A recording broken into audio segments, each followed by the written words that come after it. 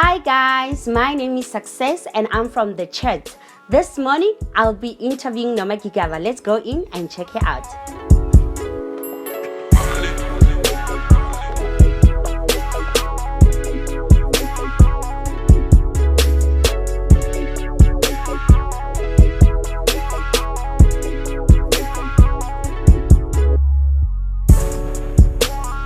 Oh my gosh guys, my guest this morning literally gives me chills. I mean, she's a mother, she's a wife, her and the husband are couple goals. She's an IT specialist, she's an entrepreneur, now she's even doing a designing course. My goodness, welcome to the chat, Norma. Thank you so much for accepting my invitation and welcoming you into your beautiful home. Thank you, you're welcome. Thank you so much. So let's get on to it.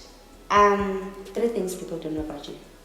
Because often we think we know you, but what are the chances? Oh, three things. People that don't know that I cook. Wow. People that think I don't cook. I cook. Can you cook? And I studied for cooking. Wow. Actually. Yeah, also... So would you call yourself a chef? Mini chef. Mini chef. Yeah, okay. a mini one. Okay. So the other thing is, I'm very humble. It's just like sometimes because I stand my ground a lot, people they think maybe I'm arrogant or something. But those who always come to my space, they know I'm such a nice person. You are not apologetic about yeah, what I'm you like want. that. Yeah. And people, they always interpret that in the wrong way, but that's them. You know, I will never change that. And that was like what? The third thing? You said you This is the second thing. Oh, okay. And the So, third? The thing, I love kids, I love people. As much as I don't want to have a lot of kids myself, I love people. Why is that? The time. Yeah. Kids need time. Like, you Absolutely. just can't bring people and now And neglect them. neglect Yeah. them. Like now, my Yeah. day is so hectic. My kids are just upstairs, they want my attention and I can't give them my attention. And it's amazing, guys, because actually when I got here, she's already been to school. So that's how hectic your life is. But one other thing that is very interesting about you is that you wear so many hats. IT specialist, a mom, a wife, philanthropist, chairperson of Norma Gigaba Foundation, now a student, again fashion design student, and a chef, you know, yeah, but how do you do it? How do you do it? And it's amazing because you do it so good also. That's the thing. If you're a Christian like myself, I'm a Christian, I love God, I pray, my faith is so deep. So when you're like that, you just don't take life for granted. You know, like God give you life. So many people die every day. So Absolutely. many people they're fighting to survive. Mm-hmm. For you to live It's and grace. do nothing, for me, like I feel like you're just here to play. Nah. So you rather make your Make time, most of it. yeah, Take most advantage of it, the take fact that you're advantage of alive. it because God give. Especially there are people who doesn't have like organs. There are people who can't walk. So they're in a way Especially limited. when you're just fully function. Yeah, why just not? try to use Explore. it, you know. So in that way, that's why I wanna use everything that I have. And also, most of the time, it's not only about me. Most of the time, some of the businesses that I do, it's me raising money for other kids, for orphans. It's not about me. And people, they always think, oh, having a foundation, it's so easy for you. It's not easy because sometimes you have to send an email asking for a sponsor, doing a follow-up, up and down. Like, because there's this child that I saw doesn't have this and this, 1, 2, 3. So but sometimes it means when you appear in events, it's not really that you want to be there. Yeah. It could be that you're doing it for the right cause. Most of them, I'm always so exhausted to the core. Sometimes I will sleep at 1 o'clock, like maybe I'm busy with the research or I'm doing something for my project and I have to study and I have my kids here, I have to take them somewhere. And sometimes it's either my child is at hospital, I have to sleep there. Absolutely. And then in the morning I have to take a shower and go back raise to money for another kid. Yeah. So in my head I feel like I have like 50 kids. So But then how did you learn to give? It's how I grew up. Okay. I grew up in a village where I grew up, like you are not only a kid to your parents. Yes. You know, like I was raised by the whole village. The whole village. Like it's like that. Yeah, absolutely. In Yeah. Zulu. Everyone helps one another. Like my parents didn't have much, but you don't feel that. Yeah. You only realize when you're older. Actually, I didn't have one. Yeah. You know, Yeah. but they don't. But make you life feel then like was also nice. It was easy. Yeah, Yeah. also because there was no much of devices. Yes. I didn't have a phone when I was a student. Absolutely. Yeah. There was no library. Like your job was to study and you pass. And your dreams, it was easier to chase them because the environment allows you. There was no positivity unnecessary. Yes. Yeah, there was no collapse. People, their self-esteem was intact. Absolutely. So it was like that. So I was raised like that, where if your parent doesn't have that, like someone has cows, if I have lilies, I'll give you lilies, then you give me milk. So barter system. You know, like we were like that. That's how I grew up. So when I was like 15, 16, so I was a part of another project, which is Utano project. Okay. That one was in Durban, which were raising like medication for people who were living with HIV and TB. And because my parents were so like worried about me getting infected about TB, so I decided to do a course. So I was in my teenagehood. So as a teenager, that's what I was doing. Like I was going to attend the project after school. Then I would go see those people who are sick. So you've always been busy. Yeah, I really love that. So your work ethic, day to day. Yeah, I've never been in a club and I've never smoked or drink. Yeah. Like I've never done that. It's not for me. Like it's not my kind. So my kind of fun is to give life to someone. So we used to do that, like when I was a kid, like Saturday, Sunday after school, because there are people who they will be dumped, neglected by their families because they are HIV. But I will go there as a kid. Help them. I'll help them, feed them, help them to sit. And 2 weeks later, then I come to see the patient and someone is sitting. Oh, wow. So for me, that was fulfillment. Fulfillment. Yeah. Then I see people going, like maybe getting better and better. So a lot of people like they were saved, like were doing the project. So since then I never stopped. So from there I just like decided, okay, then I come to Joburg. Then I was staying in Brampton, but my church was in Soweto. Wow. Going Koswara camping, Yeah. So we're doing the same thing. We adopted some old age, and I love going to Squara camp.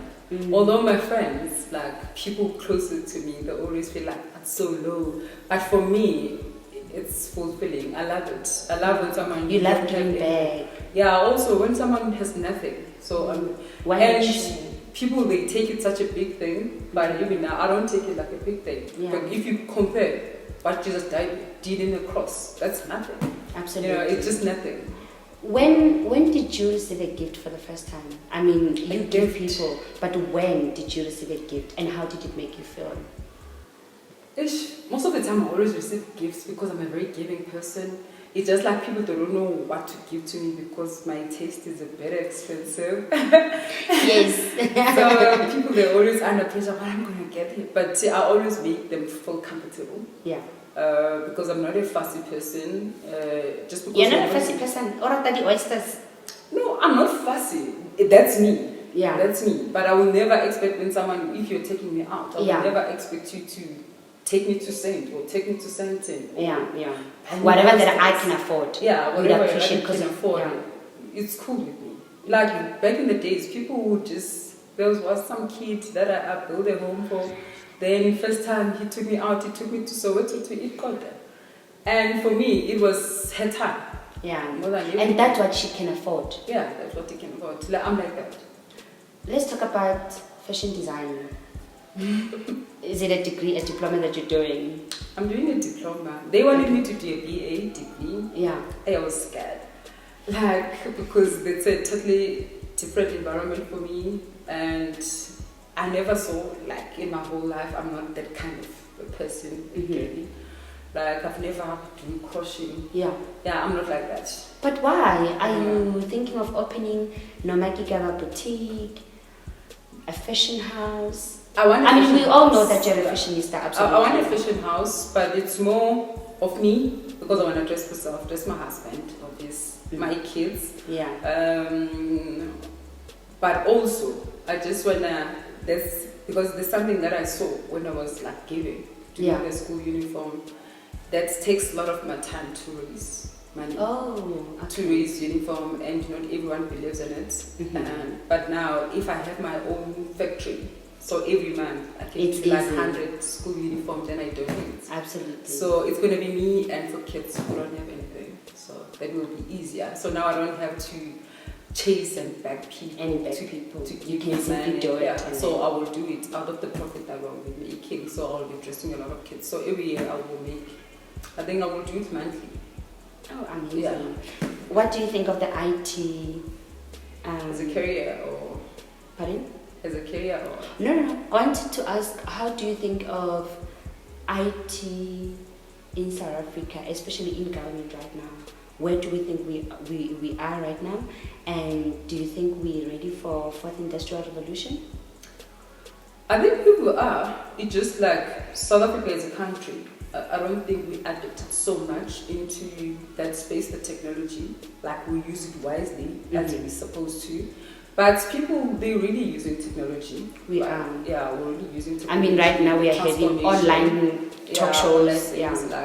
But it's just like most of people, like a lot of percentage, they spend it like on Twitter, like you just Instagram. Yeah, they don't use it in a way it works for them. It works because if you are there, like you just like talking about people, how are you going to get paid about that? But if you can look it into positivity, then out of something you do your business, you register, you do things, and you do your research. And you think it will boost even the in economy. fashion, like my fashion, I follow a lot of people from different countries.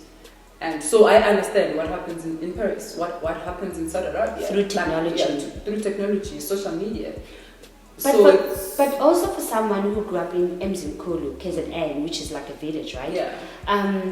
When were you introduced into technology? Because back then, I don't think IT was that popular into women like it is now. I wanted to be a pilot, actually. Oh, I also wanted to be a pilot. I wanted to be I a knew that pilot. maths and I don't. Yeah. Yeah, for me, I didn't have a problem with maths. I didn't know where to go when I finished. So I went to Durban to the airport and they told me that I'm short, skinny, the weight. Then I was so disappointed. So just because like I didn't know much about it.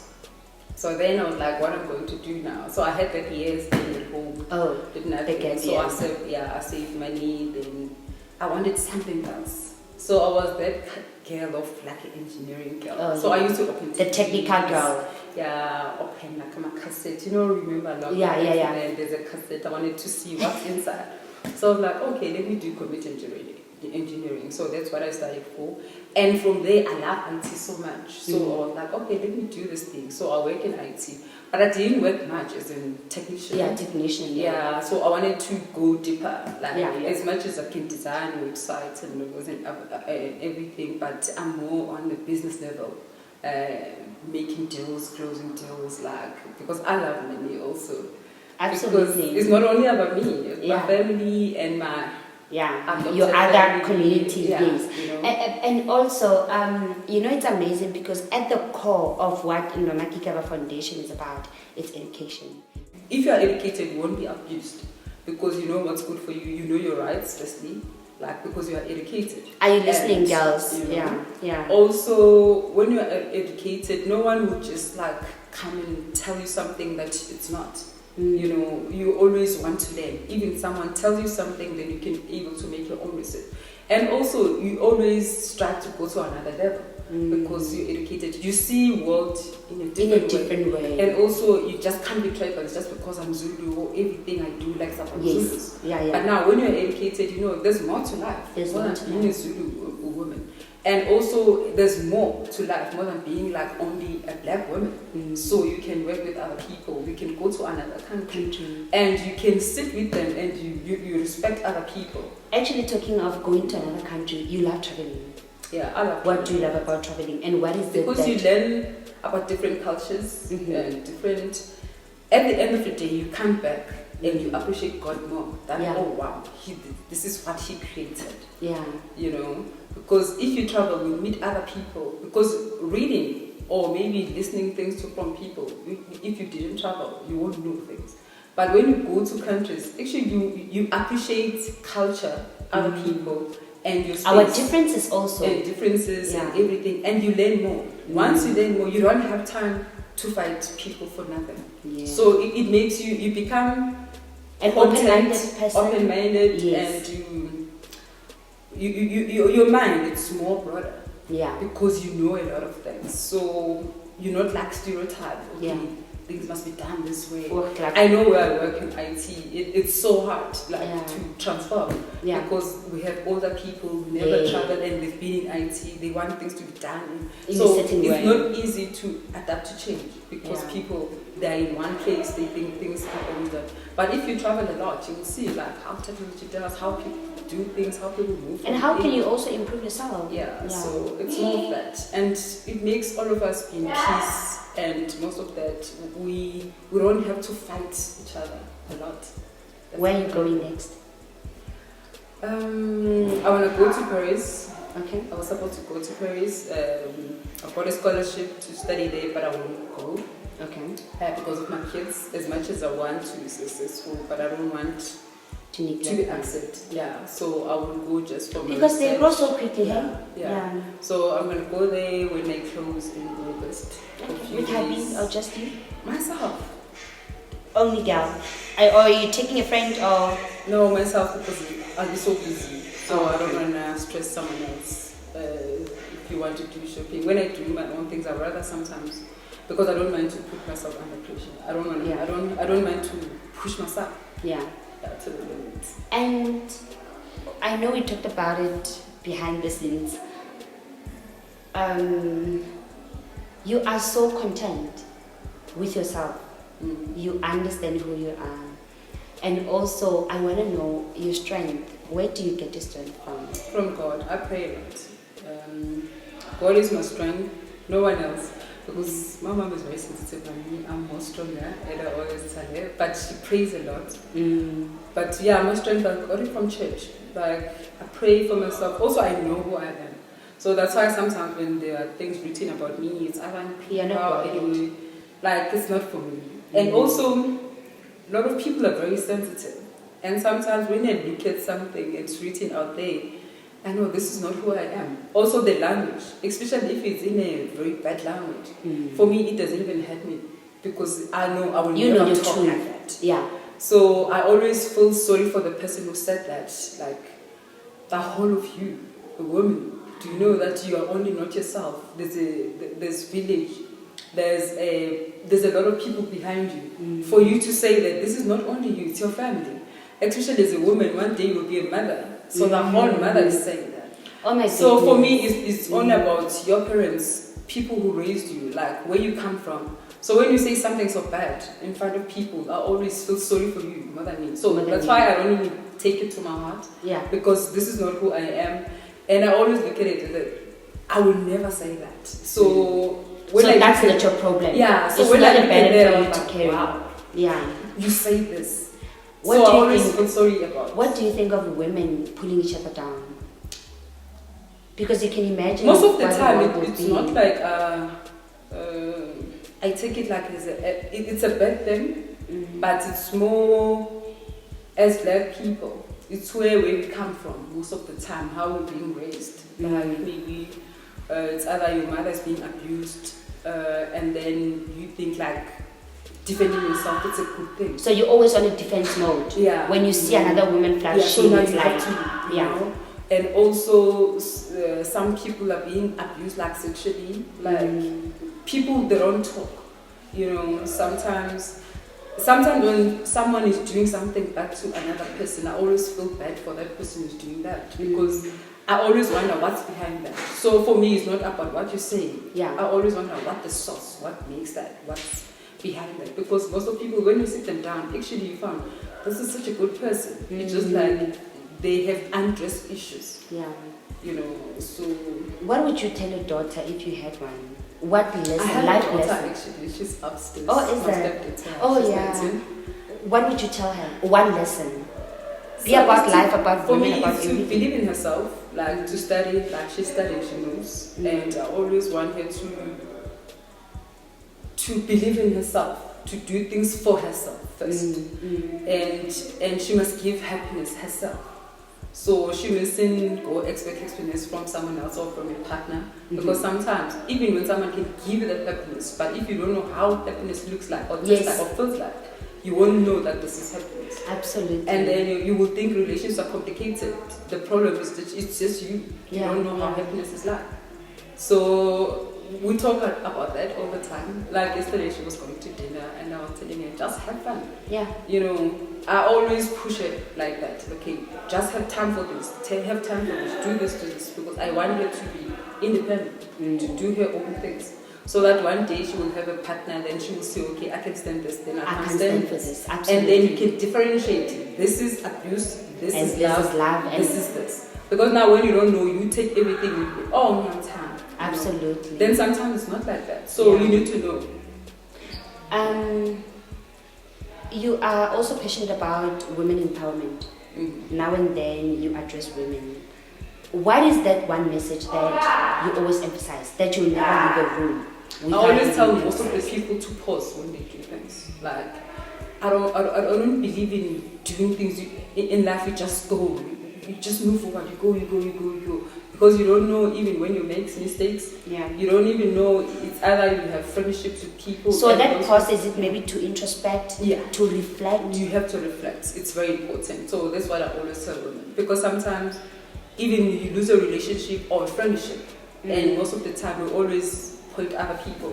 No, I'm not friends with so and so just because she did this. But what did you contribute to that? Because there's always two sides in the story. Absolutely. So in the relationship, so I'm moving to a new. So you've done this person because he was doing this. But what did you do in it? Especially women who like to give men money a lot, and then someone he turns and then he starts abusing you. So you contributed to that also. Yeah. So why don't you think like you stick to your ground as a woman? Yeah. You know, you let men to do what he's supposed to do. So.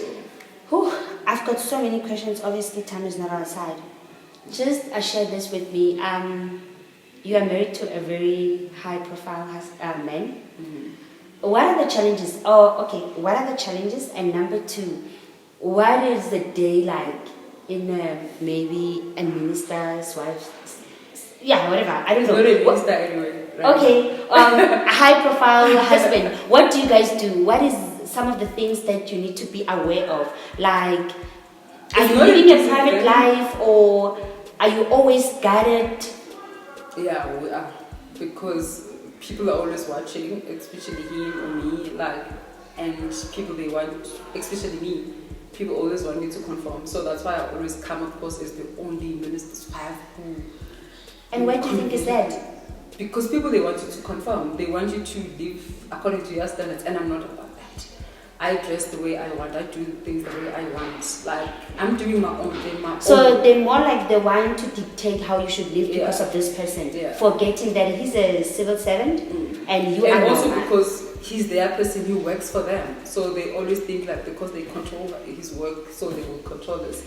And then the minute they realize, like, in my family, I don't want anyone to take, like, I'm the only one to take charge. So sometimes it's a clash. Yeah. But I think slowly they're getting used to know me, that this is the kind of person that I am.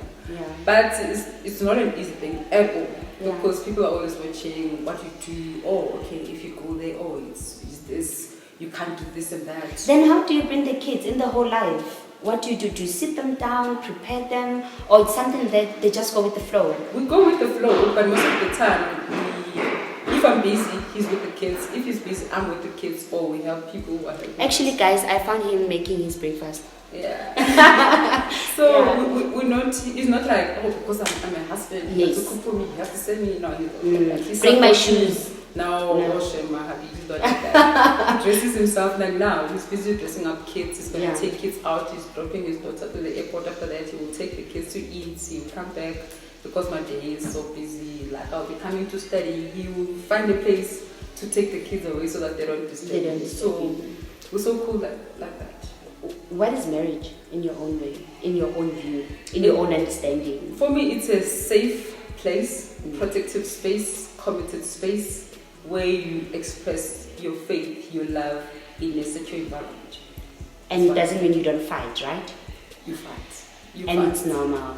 it's normal because these are two people. Like we have two different things, personality, but it's just like as long as a wife, you know your role. Like as much, no matter how I fight my husband, but see, I still respect him. I treat him with respect. I would never just come and scream at him.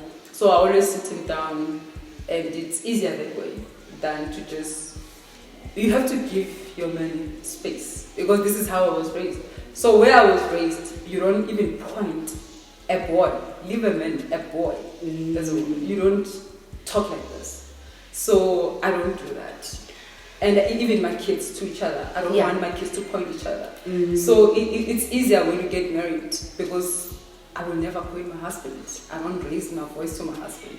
So when I don't like something, he knows. And when I'm too angry, like I don't talk to him at the time. I'll talk to him. You sort yourself out. So we hardly fight because we're always busy. But when I have an issue, like we sit down and talk. So it's more of respect. But it's how I was raised. So it helps now. Currently, there's so many celebrities we look up to. They're going through a divorce. How do you feel about that? For me, as a Christian, I'm not cool with it. But because of, if it takes away someone else's individual's happiness, I'm okay with it. I will never say I will never do that. So if my happiness is bruised, so you are free to take that away, because a lot of people, they don't go to church, they don't pray, and the devil is there trying all of us. So it's a fitness of the survival between like faith and devil, because he hates marriage and is fighting that. Absolutely. So when you don't have that, like it's so easy to leave your marriage. But for me, when there's abuse, so I always. You can I don't want women to be separate. Also when the respect is gone also. But also people, they have like tolerance for each other. So that's the other thing people are divorcing because they always feel like there's something better. But if you commit, you think this is my life, this is my home. You do everything. But see, sometimes now because I always say, oh no, if I done this one, I had this one, you know. Our hearts are always out because we think we're so cool, we're so popular. So, but you can't take marriage like that. You can't pop in a marriage. Like marriage, it's something so sacred that you have to take it seriously. Like your heart mustn't be out there, you know. Whew, thank you so much. I could go on and on and on. Hopefully one day we'll have part 2 in the near future when Norma Gigaba house is ready. Okay. Thank you so much. I appreciate your time. I know you are a busy woman. God bless you, and may you continue to bring light into other women, young kids, men, even kids in general. Continue to do what you do. We love you, and we shall continue to follow you. Thank you for having me. Thank you All so the much. best. Can I get a hug?